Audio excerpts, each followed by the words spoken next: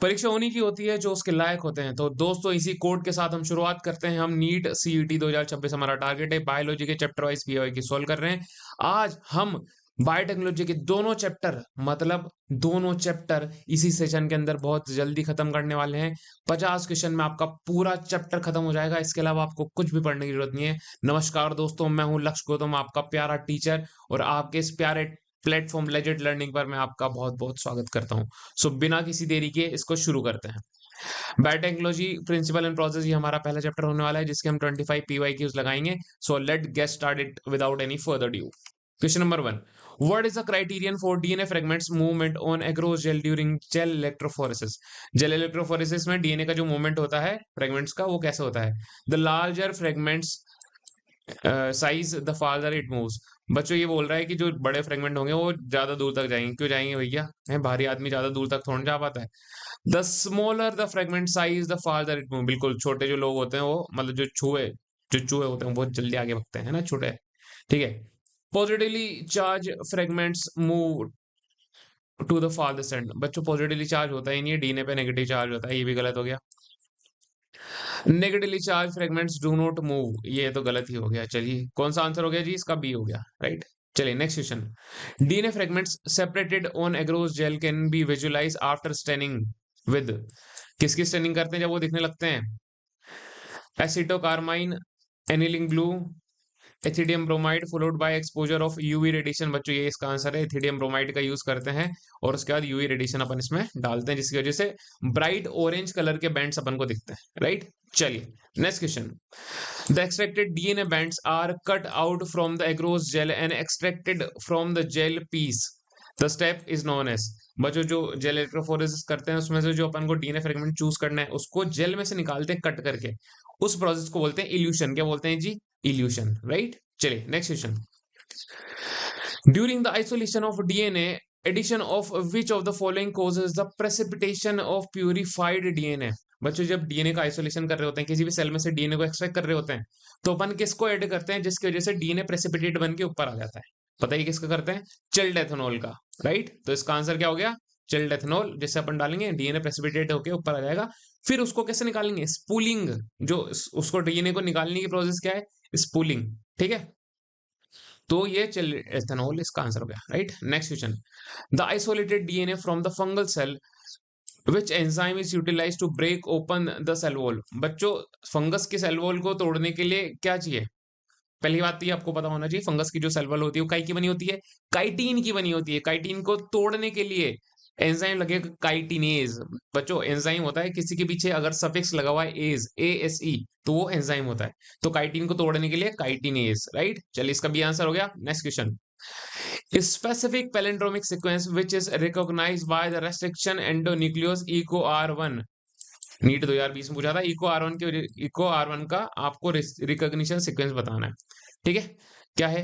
जी ए सी सी, ये है। पहला ही इसका आंसर है G A A T T C. G A A T T C मतलब दोनों तरफ से, इधर से पढ़ेंगे तब भी जी ए टी टी सी, और इधर से पढ़ेंगे तब भी जी ए ए टी टी सी। अब ये बात तो चलो होगी।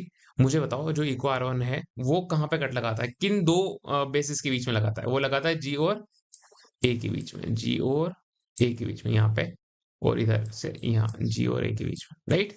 चलिए next question. Restriction endonucleases cut the DNA strand a little away from the center of the palindrome sites, but between the same two bases on opposite strand। अभी अपन ने पीछे देखा, दोनों अपोजिट थे पर दोनों के सेम ही बेसिस के बीच में लगा रहा था। This leave single stranded portion at the end called. बच्चों अब इससे क्या बनते हैं? इससे इससे बन जाते हैं स्टिकी एंड्स। क्या बन जाते हैं? Sticky ends, right. जैसे कि देखो, G A A T T C, G A A T T और सी। ठीक है, कहाँ कट लगेगा? जी और ए के बीच में, यहाँ लगेगा जी और ए के बीच में, और यहाँ कहाँ लगेगा? यहाँ लगेगा जी और ए के बीच में। तो एज ए रिजल्ट क्या बनेगा? स्टिक एंड बनेगा। तो इधर तो क्या जी रह जाएगा और नीचे क्या बनेगा? सी टी टी ए और ए, और दूसरी साइड भी ऐसे ही रह जाएगा। तो ऐसे बनेंगे ये। देखो ये, इसको अगर अपन शॉर्ट में देखें तो ये ऐसा एंड बनेगा, ऐसे और ऐसे, है ना। तो ये जो एंड है ये स्टिकी एंड कहलाएगा, ये वाला जो एंड है ये स्टिकी एंड कहलाएगा, राइट। तो स्टिकी एंड इसका आंसर है बी हो गया। Next question, which enzyme is known as the molecular glue. बच्चों मोलिकुलर ग्लू मतलब जो डीएनए फ्रेगमेंट को चिपका दे, है ना, चिपका दे, उसको क्या बोलते हैं, मोलिकुलर ग्लू। ठीक है, तो इसका आंसर बताएंगे, because it कैटलाइजेस the formation of phosphodiester bonds between the DNA fragments. DNA fragment को जोड़ने में काम आता है। क्या डीएनए पॉलीमरेज आता है, रेस्ट्रिक्शन इंडोन्यूक्लियस आता है, डीएनए लाइगेज आता है, टैग पॉलीमरेज आता है। बहुत सिंपल सा आंसर है, क्या है, डीएनए लाइगेज। लाइगेज जो लाइगेट कर दे, लाइगेशन मतलब जोड़ना। चलिए next question, which of the following is not a characteristic of a typical cloning plasmid. एक क्लोनिंग प्लाज्मिड में क्या नहीं होना चाहिए, मतलब किस कौन सा कैरेक्टर नहीं है। Circular structure, single standard nature, independent replication, presence of selectable marker. बच्चों सेलेक्टेबल मार्कर तो होना चाहिए ताकि अपन रिकॉम्बिनेंट और नॉन रिकॉम्बिनेंट पहचान पाए। दूसरी बात, इंडिपेंडेंट रेप्लिकेशन होना चाहिए, बिल्कुल खुद की कॉपी खुद बनाने के लिए इंडिपेंडेंट होना चाहिए। सिंगल स्टैंडर्ड होना चाहिए क्या, नहीं जी, डबल स्टैंडर्ड होना चाहिए, डबल स्टैंडर्ड होना चाहिए। सर्कुलर होना चाहिए, बिल्कुल सर्कुलर होना चाहिए। तो इसका आंसर क्या हो जाएगा, बी, राइट। चलिए next question, the sequence that controls the copy number of the linked DNA in the vector is termed. बच्चों जो सीक्वेंस होता है ना, जिसमें अपन डीएनए को लिंक करते हैं, उसके कॉपी नंबर को जो कंट्रोल करता है उसको क्या बोलते हैं, सेलेक्टेबल मार्कर बोलते हैं, ओरी साइट बोलते हैं, पैलिंड्रोमिक सीक्वेंस बोलते हैं, या रिकॉग्निशन साइट बोलते हैं। ऐसी साइट प्लाज्मिड में जो कि कॉपी नंबर को कंट्रोल करती है डीएनए, ठीक है, उसे बोलते हैं origin of ori site, origin of replication, right. चलिए next question, in the cloning vector PBR322 the gene of amphicycline resistance has recognition site for which of the following restriction enzyme। जो एम्पिसाइक्लिन resistance gene होता है ना, उसमें वहां पे कौन से रेस्ट्रिक्शन एंजाइम के लिए जगह होती है, मतलब कौन सा रेस्ट्रिक्शन एंजाइम वहां पे वर्क करेगा। Bam H1 Sal one, PST first, PUV first, Eco R1, CIA first, और हिंद 3 और इको RV। तो जो इसका आंसर है ये है PST1 और PUV फर्स्ट। ठीक है जी, ये आपका डायग्राम है, देखो यहाँ पे फटाफट एमपी साइक्लिन रेजिस्टेंस जीन का दिख रहा है, ये रहा एमपी साइक्लिन। इसमें कौन सी साइट है, PUV first, PST first, right. तो इसका आंसर हो गया। Next question, in the blue white screening recombinant colonies appear white because. बच्चों जो रिकॉम्बिनेंट कॉलोनीज होती है वो व्हाइट क्यों अपीयर होती हैं। बच्चों तुमने लैक ओपेरन पढ़ा होगा, उसके अंदर जो जेड जीन होता है वो बनाता है बीटा गैलेक्टोसाइडेज एंजाइम। क्या बनाता है, जेड जीन बनाता है बीटा गैलेक्टोसाइडेज एंजाइम। अब बीटा गैलेक्टोसाइडेज का काम क्या होता है, जो उसके एनवायरमेंट में लैक्टोज प्रेजेंट है उसको ब्रेक करेगा, किसमें, ग्लूकोज और गैलेक्टोज में, जिसकी वजह से ब्लू कलर आता है। अगर हम इस जीन के अंदर ही, जेड जीन के अंदर ही इंसर्शन करा दे दूसरे जीन का, तो ये इनएक्टिवेट हो जाएगा। इंसर्शन इनएक्टिवेशन कहते हैं उसे। उसकी वजह से बीटा गैलेक्टोसाइडेज नहीं बनेगा, उसकी वजह से लैक्टोज नहीं टूटेगा, और लैक्टोज नहीं टूटेगा तो ग्लूकोज और गैलेक्टोज नहीं बनेंगे, जिसकी वजह से क्या नहीं होगा, ब्लू कॉलोनी नहीं बनेगी। कौन सी बनेगी, व्हाइट कॉलोनी बनेगी, मतलब व्हाइट रह जाएगा, है ना। तो insertion inactivation of alpha galactosidase की बात नहीं हो रही, और यहाँ पे नॉन रिकॉम्बिनेंट की बात नहीं, रिकॉम्बिनेंट की बात है। Insertional inactivation of beta galactosidase in recombinant, बिल्कुल यही इसका आंसर है, बी, राइट। चलिए next question, in TI plasmid it is often use for making transgenic plants. TI plasmid को यूज किया जाता है ट्रांसजेनिक प्लांट्स बनाने में। This plasmid is naturally found in. बच्चों पहली बात तो टीआई प्लाज्मिड की फुल फॉर्म होती है ट्यूमर इंड्यूसिंग प्लाज्मिड। क्या होती है, ट्यूमर इंड्यूसिंग प्लाज्मिड। और ये किससे मिलता है, ये मिलता है हमें एग्रोबैक्टीरियम ट्यूमिफेशंस से। एग्रोबैक्टीरियम ट्यूमिफेशंस से मिलता है टीआई प्लाज्मिड, जिसकी वजह से अपन प्लांट को ट्रांसजेनिक बना पाते हैं, राइट। तो इसका आंसर क्या हो गया, A. Next question, which of the following is commonly used as a vector to introduce a DNA fragment into animal cells। बच्चों एनिमल सेल में जो डीएनए इंट्रोड्यूस कराना है उसके लिए वेक्टर की तरह काम कौन करेगा, TI plasmid, retrovirus, PBR322, bacteriophage lambda. बच्चों बहुत इजी सा क्वेश्चन है, जो एनिमल सेल होती है उसके लिए क्या यूज करते हैं, रेट्रोवायरस जी। चलिए 20 का सही है। Next question, during the process of making bacterial host cell competent. Bacterial cell को क्या बनाना है, कॉम्पिटेंट बनाना है, कॉम्पिटेंट बनाना है। The treatment with specific concentration of divalent cation. Divalent cation कौन सा लेते हैं अपन, कैल्शियम 2 2 प्लस, ठीक है, हाँ ये लिखा हुआ कैल्शियम, ठीक है। इज डन कैसे करते हैं? Digest the bacterial cell wall, क्या सेल वॉल की जो सेल वॉल होती है डाइजेस्ट नहीं, डाइजेस्ट नहीं करते। Increase the efficiency with which DNA enter the bacteria through the pores in its cell wall. बिल्कुल सही बात है, ये मेरे को सही लग रही है। पोर साइज बड़ा हो जाता है इसकी वजह से, ठीक है। Denature the host DNA making the room for recombinant DNA, provide nutrition to the host. नहीं बच्चों, ये दोनों ही गलत है। क्या ये 20 का सही आंसर हो जाएगा, राइट। चलिए next question. The method of directly injecting recombinant DNA into the nucleus of animal cell. बच्चों सीधे न्यूक्लियस में डाल दिया है कौन? DNA, recombinant DNA. कैसे डालेंगे? इंजेक्शन से डालेंगे। किससे डालेंगे? इंजेक्शन से डालेंगे। आंसर क्या हो जाएगा? आंसर क्या हो जाएगा? Micro injection, right. चलिए नेक्स्ट क्वेश्चन। बायोलिस्टिक, जैसे जीन गन भी कहते हैं, gene gun is suitable for introducing the foreign DNA into. बच्चों जीन गन क्या होती है? अब ऐसे सोचो कोई गन है ना, जिसमें गोल्ड और टंगस्टन के पार्टिकल लेते हैं, जिनको रिकॉम्बिनेंट डीएनए से कोट कर देते हैं, फिर उसको डिस्क्याओ कर देते हैं सीधा सेल के अंदर। पर गोली मारने की वहां जरूरत है, यहाँ पे हार्ड वॉल हो। हार्ड वॉल किसके पास होती है? अरे सेल वॉल किसके पास होती है? सेल वॉल होती है किसके पास? प्लांट सेल के पास। तो इसका आंसर क्या हो जाएगा? Plant cell gene gun, right. चलिए next question. The correct sequence of steps of polymerase chain reaction. Polymerase chain reaction जिसको पीसीआर भी बोलते हैं, इसका करेक्ट सीक्वेंस क्या है? सबसे पहले क्या होता है?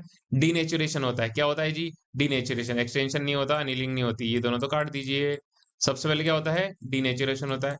फिर क्या होता है? अनिलिंग होती है, अनिलिंग, अनिलिंग विद प्राइमर, ठीक है। फिर क्या होता है? एक्सटेंशन होता है। तो आंसर क्या हो जाएगा? डी हो जाएगा, ठीक है। ये आपका डायग्राम है, देखो सबसे पहले क्या हो रहा है? डीनेचुरेशन, फिर क्या हो रहा है? एनीलिंग, फिर क्या हो रहा है?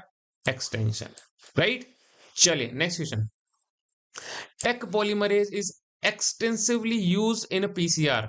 बच्चों टेक पॉलीमरेज को पीसीआर में क्यों यूज करते हैं बताना है। बच्चों मैं तुम्हें बताता हूँ। देखो क्या होता है कि अपन को पीसीआर में क्या करना है? कॉपी बढ़ानी है, नंबर बढ़ाना है, किसका? डीएनए का रेप्लिकेशन करना है। रेप्लिकेशन करने के लिए लगता है कि एंजाइम जिसका नाम है डीएनए पॉलीमरेज। पर नॉर्मल कंडीशन में जो अपना नॉर्मल डीएनए पॉलीमरेज होता है, वो हाई टेम्परेचर पे डीनेचुरेट हो जाता है, खराब हो जाता है। तो अपन ने ढूंढा, किसको ढूंढा? कि यार ऐसा कोई ऑर्गेनिज्म मिल जाए जो कि बिल्कुल एक्सट्रीम हॉट एनवायरनमेंट में रह रहा हो, हॉट स्ट्रीम के अंदर। तो हमने देखा कि कौन मिल रहा है, कौन मिल रहा है? तो ये मिल रहा है, टी फॉर थर्मस, एक्यू मतलब एक्वेटिकस। थर्मस एक्वेटिकस नाम का एक बैक्टीरिया ऑर्गेनिज्म जो भी है वो रह रहा है।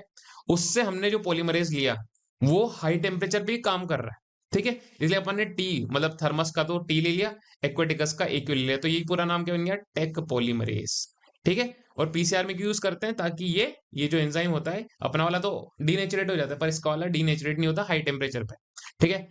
It is a highly thermostable and remain active during the high temperature denaturation step. बिल्कुल सही बात है, यही सही है, राइट। चलिए next question. In the context of PCR what are primers? Primers क्या होता है बताओ? प्राइमर्स क्या होता है? लार्ज प्रोटीन मॉलिक्यूल्स होते हैं? नहीं, प्रोटीन मॉलिक्यूल का क्या काम है अभी? Small chemically synthesize oligonucleotide that are complementary to the region of DNA. बिल्कुल सही बात है, डीएनए के रीजन के कॉम्प्लीमेंट्री होते हैं। ये ऐसा काम करते हैं जैसे दूध से दही बनाना है, कर्डलिंग ऑफ मिल्क करनी है, तो थोड़ा सा जवामन डालना पड़ता है, एनाकुलम डालना पड़ता है। उसी तरह से जो प्राइमर आते हैं, ये इनिशिएट कराते हैं प्रोसेस को, जिससे क्या होता है? न्यूक्लियोटाइड मतलब जो टेक पॉलीमरेज है वो आके लाइन से और न्यूक्लियोटाइड जोड़ सके। तो इसका आंसर क्या हो जाएगा? बी। स्मॉल होता है, केमिकली सिंथेसाइज होते हैं, ओलिगोन्यूक्लियोटाइड्स होते हैं, छोटे छोटे सीक्वेंस होते हैं, ठीक है। और क्या होते हैं? कॉम्प्लीमेंट्री होते हैं डीएनए रीजन्स के। चलिए next question. If any protein encoding gene is express in heterozygous host, oh sorry गलत पढ़ दिया। In any protein encoding gene is express in heterologous host, the resulting product is called. कोई भी protein encoding gene है, उसको वो अगर किसी हेट्रोलोगस होस्ट के अंदर एक्सप्रेस हो जाए, तो उसके प्रोडक्ट को क्या कहेंगे? Primary transcript, recombinant protein, post transcriptional modification, या फिर क्या है? Chimeric chimeric lipid. बच्चों क्या है इसका आंसर? इसका आंसर है रिकॉम्बिनेंट प्रोटीन, राइट। प्रोटीन बनाना है ना, प्रोटीन प्रोटीन मैच कर लो, ऐसा भी होता है, कॉमन सेंस से भी होता है क्वेश्चन, ठीक है। Recombinant protein. Next question. Stirred tank bioreactor have been specifically designed for. Stirred tank, stirred मतलब कैसे हिलाना, जिंग जिंग जू जू जू। बच्चों जैसे स्टरिंग करते हैं ना अपन, जैसे कि जैसे तुमने दूध लिया, दूध में बोर्नविटा मिलाया तो चम्मच हिलाता, उसको कहते हैं स्टर्ड करना। ठीक है। तो स्टर टैंक क्या काम आता है, क्या काम करता है? Addition of preservatives to the product, purification of the product, ensuring oxygen availability throughout the process. बच्चों ये इसका आंसर है। ये क्या करता है, ऐसे ऐसे घूमता रहता है ना, जिसकी वजह से ऑक्सीजन मिक्स होती रहती है उसके अंदर, राइट। तो इसका आंसर क्या हो गया? सी हो गया। चलिए, in a continuous culture system, the medium is drained out of one side while fresh medium is added from other side. तो एक तरफ से जो यूज कल्चर मीडियम है वो निकलता रहता है और एक तरफ से फ्रेश मीडियम ऐड करते रहते हैं। This done to maintain the cell in physiologically most active phase which is the, क्या होता है? फिजियोलॉजिकली एक्टिव होती है, मतलब बहुत जल्दी ग्रो करेंगी, उनको न्यूट्रिएंट बहुत ज्यादा मिलेगा। लेग फेज करेगा, एक्सपोनेंशियल होगा या स्टेशनरी होगा? बच्चों तुमने सिग्मोइड कर्व पढ़ा है ना, सिग्मोइड कर्व है, सिग्मोइड कर्व पढ़ा है ना ये। तो बच्चों ये वाला जो फेज है, ये यहाँ तक का, तो ये तो होता है लेग फेज। क्या होता है? लेग, धीरे धीरे चलता है। उसके बाद ये जो एक्सट्रीम ग्रोथ दिखिए, इसको बोलते हैं लोग फेज। लोग फेज, LOG, लोग फेज, या फिर बोलते हैं इसको एक्सपोनेंशियल फेज। और ये वाला जो फेज बचा है यहाँ से यहाँ तक का, इसको बोलते हैं अपन, क्या बोलते हैं? Stationary phase. तो मैक्सिमम ग्रोथ कहाँ हो रही है? लोग फेज में हो रही है। तो इसका आंसर क्या हो जाएगा? Exponential log phase. Next question, the process of separation of purification of express protein before it is ready for marketing as a finish product is known as. बच्चों आपने प्रोडक्ट जो था उसको सेपरेट कर लिया, प्यूरिफाई कर लिया, है ना, प्रोटीन को, और वो मार्केटिंग से पहले उसकी जो भी प्रोसेसिंग होगी उसको क्या बोलते हैं, ये पूछ रहा है। Up streaming processing, down streaming processing, bio processing, post production regulation. बच्चों से कहते हैं डाउन स्ट्रीमिंग प्रोसेसिंग, राइट। चलिए नेक्स्ट क्वेश्चन, और ये लास्ट क्वेश्चन है इस वाले चैप्टर का। नेक्स्ट चैप्टर भी जस्ट स्टार्ट कर देंगे। दो असर्शन रीजन दे रखे हैं। Restriction endonuclease is found in the bacteria do not cut their own bacterial DNA. बिल्कुल सही बात है ना। ये डिफेंस मैकेनिज्म की तरह होता है। बैक्टीरिया के अंदर जो रेस्ट्रिक्शन एंजाइम होते हैं वो खुद का डीएनए नहीं काटते, दूसरे का काटते हैं ताकि खुद को बचा सके, ठीक है। डिफेंस मैकेनिज्म होता है। रीजन क्या है? The bacterial DNA is protected by the additional methyl groups to specify recognition sites. बिल्कुल सही बात है, मिथाइल ग्रुप होते हैं। तो बच्चों ए भी सही है, बी भी सही है, मतलब सॉरी, असर्शन भी सही है, रीजन भी सही है, और रीजन करेक्ट एक्सप्लेनेशन है किसका? असर्शन का, ठीक है। तो इसका आंसर हो जाएगा ए, राइट। चलिए next question. All right guys, जल्दी से अपने इन 25 में से जो पहले 25 है उनमें से कितने सही हुए प्लीज नीचे स्कोर में बता दें। अब अपन नेक्स्ट चैप्टर स्टार्ट कर रहे हैं जो कि है बायोटेक्नोलॉजी एंड इट्स एप्लीकेशन। फटाफट से 25 PY को लगा के इस चैप्टर को भी निपटा देते, धच्चे गड़ा देते साले की, ठीक है बच्चों। चलिए अगला question, the crystals of BT cotton produce by some bacteria do not kill the bacteria themselves. बच्चों जो बैक्टीरिया जो बीटी कॉटन बनाता है, बताता है, देखो बीटी टॉक्सिन किससे मिलता है? बीटी टॉक्सिन मिलता है बैसिलस थुरिंजेंसिस से, ठीक है। और वो खुद को किल नहीं करता, इंसेक्ट को किल करता है, ठीक है। अब ये पूछ रहा है क्यों, ऐसा क्यों, खुद को क्यों नहीं किल कर रहा? Bacteria are resistant to the toxin, toxin is immature, toxin is inactive in the bacteria, bacteria encloses toxin in a specific sac. बताओ बच्चों, जो बैक्टीरिया के अंदर टॉक्सिन होता है वो इनएक्टिव फॉर्म में होता है, इसलिए बैक्टीरिया को हार्म नहीं करता। इसका आंसर हो गया C. Next question, the specific BT toxin gene that controls the corn borer is. बताओ कॉर्न बोरर के लिए कौन सा बीटी टॉक्सिन होता है? Cry 1AC, cry 2AB, cry 1AB, cry 2AC। बताओ जल्दी से, इसका आंसर क्या हो जाएगा? Cry 1AB, answer C. Cry 1AB किसके लिए होता है? ये होता है कॉर्न बोरर के लिए। और कॉटन के लिए कौन होता है? कॉटन बोरर के लिए कौन होता है? क्राई 1AC और क्राई 2AB, ये दोनों जो ऊपर के है ना, ये किसके लिए होता है? कॉटन के लिए, राइट। चलिए next question, in RNA interference, RNAi technology होती है जिसको बोलते हैं RNA silencing of a specific mRNA occurs due to the binding of complementary DNA, ठीक है।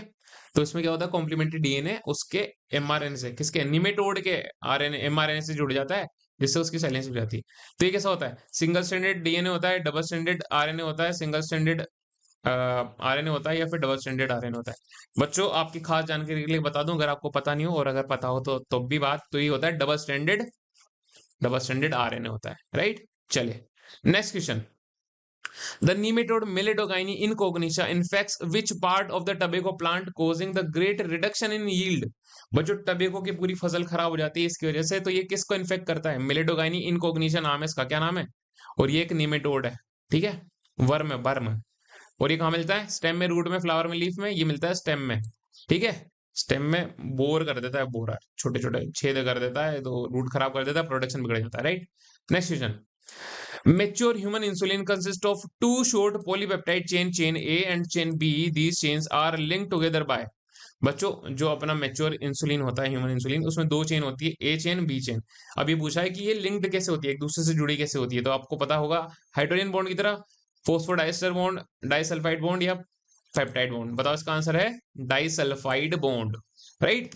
चलिए next question, which of the following is present in pro insulin but absent in mature insulin. अभी अपन ने देखा इधर मैच्योर इंसुलिन में, mature insulin में क्या है, चेन ए है और चेन बी है, क्या नहीं है, क्या नहीं है, क्या नहीं है, चेन सी नहीं है, डाइसल्फाइड बॉन्ड है इसी, ए और बी के बीच में डाइसल्फाइड बॉन्ड है, तो आंसर क्या हो गया, सी। चलिए next question, in 1983 the American company successfully prepared two DNA sequences corresponding to A and B chain of human insulin, introduce them into plasmid of E. coli. E. coli के अंदर डाल देता, ठीक है, ए चेन को और बी चेन को अलग अलग। उस कंपनी का नाम बताना है, क्या नाम है, Biocon, Eli Lilly, Genentech या फिर मोन्सांटो। बताओ फटाफट, इसका नाम है Eli Lilly, Eli Lilly, right? Next question, the first clinical gene therapy was given in 1990 to a 4-year girl suffering from the enzyme deficiency. किस एंजाइम की डेफिशिएंसी थी उसे? बच्चों में बता देता हूँ तुम्हें कि जो 4 साल की जो लड़की थी, इसका नाम था अशांति डिसल्वा, अशांति डिसल्वा, ठीक है बच्चों। ये 1990 में हुई थी, मतलब 1990 में इस जीन थेरेपी को किया गया था, और उसको एक बीमारी थी जिसका नाम था SCID, स्किड, स्किड थी उसको। स्किड की फुल फॉर्म है सीवियर कंबाइंड इम्यूनो डेफिशिएंसी। और ये जो डेफिशिएंसी, मतलब ये जो स्किड बीमारी है, ये एक एंजाइम की कमी की वजह से होती है, जिसका नाम होता है AADA, एडेनोसिन डाइअमीनेज।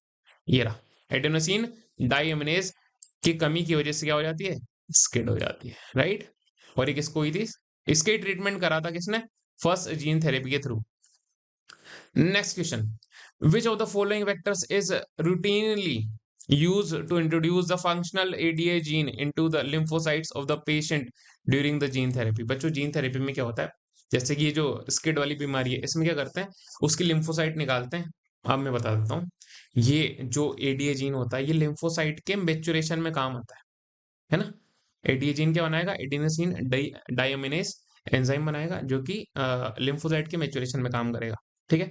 तो क्या करते हैं अपन कि वो ले लेते हैं, उसकी लिम्फोसाइट ले लेते हैं, उसके अंदर एडीए जीन डाल देते हैं और वापस पेशेंट के अंदर सप्लाई कर देते हैं, ठीक है। तो कौन सा वेक्टर यूज करते हैं, disarmed retrovirus, Ti plasmid agrobacterium, bacteriophage या फिर एडिनोवायरस। बच्चों बताओ, अभी पीछे बताया था एनिमल सेल के लिए कौन सा, रेट्रोवायरस, राइट। चलिए next question, a permanent cure of ADA deficiency involves. बच्चों परमानेंट क्योर करना है तो उसको कहाँ करना पड़ेगा, अर्ली एम्ब्रियोनिक स्टेज में करना पड़ेगा।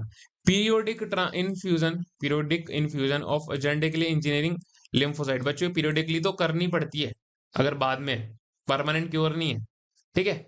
Enzyme replacement therapy using functional ADA injection. बच्चों इंजेक्शन भी दे सकते हैं, पर ये परमानेंट क्योर नहीं है।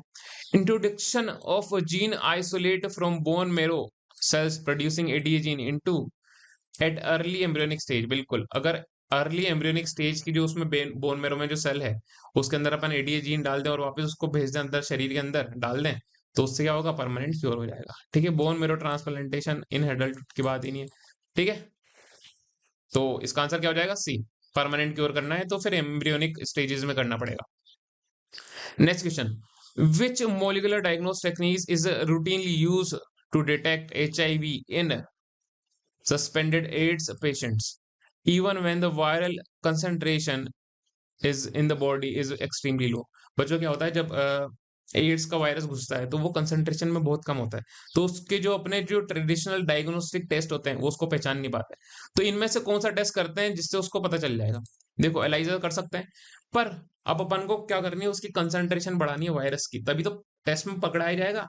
तो उसके लिए क्या करेंगे, नंबर बढ़ाएंगे उसके डीएनए का, नंबर डीएनए का बढ़ाते हैं पीसीआर से बढ़ाते हैं, पॉलीमरेज चेन रिएक्शन से डीएनए की बहुत सारी कॉपी बन जाएगी, तो वायरल डीएनए की बहुत सारी कॉपी बन जाएगी, मतलब वायरल जेनेटिक मटेरियल की बहुत सारी कॉपी बन जाएगी, तो फिर इजीली अपन उसको धर लेंगे टेस्ट में।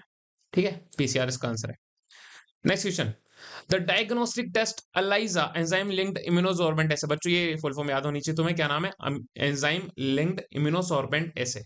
ठीक है, is based on principle of, किस प्रिंसिपल पे बेस्ड होता है? DNA DNA hybridisation, antigen antibody interaction, RNA interference और restriction, fragment length polymerisation, polymorphism. बच्चों इसका आंसर है एंटीजन एंटीबॉडी इंटरेक्शन।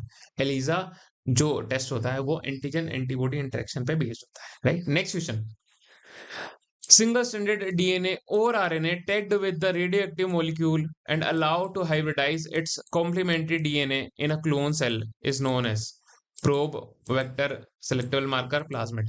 बच्चों अगर आपको कॉम्प्लीमेंट्री कोई रेडियोएक्टिव प्रोब मिल जाए, वाल प्रोब मैंने नाम भूल जा, बच्चों सिंगल स्ट्रैंडेड डीएनए या आरएनए होता है, इसको टैग करने के लिए रेडियोएक्टिव मॉलिक्यूल को यूज करते हैं, है ना, जो कि कॉम्प्लीमेंट्री होता है डीएनए के, उसे क्या कहते हैं? प्रोब कहते हैं। क्या कहते हैं? प्रोब कहते हैं, राइट। चलिए next question, the first transgenic cow जिसका नाम था Rosie produce human protein enrich milk. बच्चों जो ह्यूमन प्रोटीन होता है, human protein enrich milk, which is specific human protein was present in this milk. बच्चों कौन सा प्रोटीन इसके अंदर प्रेजेंट होता है? ह्यूमन का कौन सा होता है? तो बच्चों अगर मैं तुम्हें डायरेक्ट आंसर बता दूं तो होता है अल्फा, अल्फा लैक्टलब्यूमिन। ठीक है, अल्फा 1 एंटीट्रिप्सिन नहीं है, ह्यूमन अल्फा लैक्टलब्यूमिन, अल्फा लैक्टलब्यूमिन, ये इसका आंसर है, बीटा नहीं है, अल्फा है, राइट। चलिए next question, which biological product created via transgenic animals is currently being used to treat emphysema. इसमें पूछा है कि कौन सा बायोलॉजिकल प्रोडक्ट है जो बनाया गया है ट्रांसजेनिक एनिमल के द्वारा, जो कि एम्फाइसीमा, जो कि सिगरेट पीने से होने वाली बीमारी है लंग्स में, उसको क्योर करने में काम आता है। उसका नाम है अल्फा लेक्टलब्यूमिन, तो पीछे हो गया, खत्म। उसका नाम है अल्फा 1 एंटीट्रिप्सिन। ठीक है जी, अल्फा 1 एंटीट्रिप्सिन क्या करता है? अपनी खुद की इम्यूनिटी को एक्टिवेट कर देता है, जिससे कि वो एम्फाइसेमा को क्योर करने की कोशिश करते हैं, ट्रीट करते हैं उसको, राइट। चलिए next question, transgenic mice are currently being developed and used extensively to test the safety of which biological product before they are tested on monkeys and humans। बच्चों monkeys और humans पे test करने से पहले उसका transgenic माइस पे test किया जाता है, ऐसा कौन सा प्रोडक्ट है? एंटीबायोटिक्स, स्टेरॉइड्स, पोलियो वैक्सीन या फिर antivenom. The answer is polio vaccine, right. Next question, in India the organization responsible for the assessing the safety of introducing genetically modified organism for the public use is। बच्चों अपने India में कौन सी authority है जो ये transgenic organism को या genetically modified organism को मॉनिटर करती है, उनको अप्रूवल करती है, अप्रूवल देती है उनको, ठीक है। ICMR, Indian council of medical research, अरे क्यों मेडिकल रिसर्च नहीं करनी है? Council of scientific and industrial research, नहीं इंडस्ट्रियल रिसर्च भी नहीं करनी। जेनेटिक इंजीनियरिंग अप्रेजल कमेटी, बहुत बढ़िया, जेनेटिक इंजीनियरिंग अप्रेजल कमेटी, ठीक है बच्चों। तो आंसर क्या हो गया? सी हो गया। ये नहीं है बच्चों, ये नहीं, review committee on genetic manipulation, ये नहीं आएगा, ठीक है। चलिए next question, the use of bioresources by multinational companies and other organizations without proper authorization from the countries and the people concerned without compensatory payment is termed as। बच्चों जो multinational companies होती हैं वो क्या कर लेती हैं, बिना ऑथोरिटी के लिए, बिना ऑथोरिटी लिए कंट्रीज या पीपल का जो यूज प्रोडक्ट है, मतलब जो सालों से यूज कर रहे हैं, उसको कब्जा करके पेटेंट करा ले, तो उसे क्या कहते हैं? उसको कहते हैं बायो पायरेसी। जैसे मूवी की पायरेसी हो जाती है ना, वैसे बायो पायरेसी। तो अपना प्रोडक्ट ले जाके वो वहां पे अपनी कंपनी रजिस्टर कर लेते हैं कि यार हमने तो ये प्रोडक्ट बनाया है। जैसे अपने आके मखान है, उन्होंने वहां पे रजिस्टर कर ली, अपने जो चावल थे उन्होंने क्रॉस करा के खुद के जो बासमती चावल थे वहां पे पेटेंट करा ली, तो इससे क्या कहते हैं? क्या कहते हैं? बायो पायरेसी, ठीक है। उन्होंने बहुत सारे ट्राई करे, हल्दी को जो अपने टर्मरिक है और जो नीम है उसको भी बायो पेटेंट कराने के लिए करा, पर फिर अपन ने कुछ रेगुलेटरी बॉडीज बनाई, regulating bodies, right? Next question, an American company acquired a controversial patent on basmati rice. अभी मैंने तुम्हें बताया कि बासमती राइस की उसने पेटेंट करा ली थी। Through the US patent trademark office how did they create this variety? बच्चों ये वेराइटी कैसे क्रिएट करी थी? बच्चों इन्होंने क्या करा था, अभी भी देख लेते हैं। The mutating indigenous American rice with gamma rays, नहीं कोई म्यूटेशन नहीं कराया था इन्होंने। By crossing Indian basmati with semi dwarf variety and claiming is at novel invention. Novel मतलब नई इन्वेंशन, खुद ने क्लेम कर दी। इन्होंने अपना बासमती राइस को सेमी डॉर्फ वेराइटी से क्रॉस कराया और जो बना उसको खुद ने पेटेंट करा लिया और बोल रहे हैं हमने बनाई, हमने बनाई। हमने नहीं बनाई भैया, हमारी यहाँ की थी, वापस लाके दो। ठीक है, तो इसका आंसर क्या हो गया? बी हो गया। चलिए next question. Golden rice is genetically modified crop plant where the incorporated gene is meant for enhance biosynthesis of.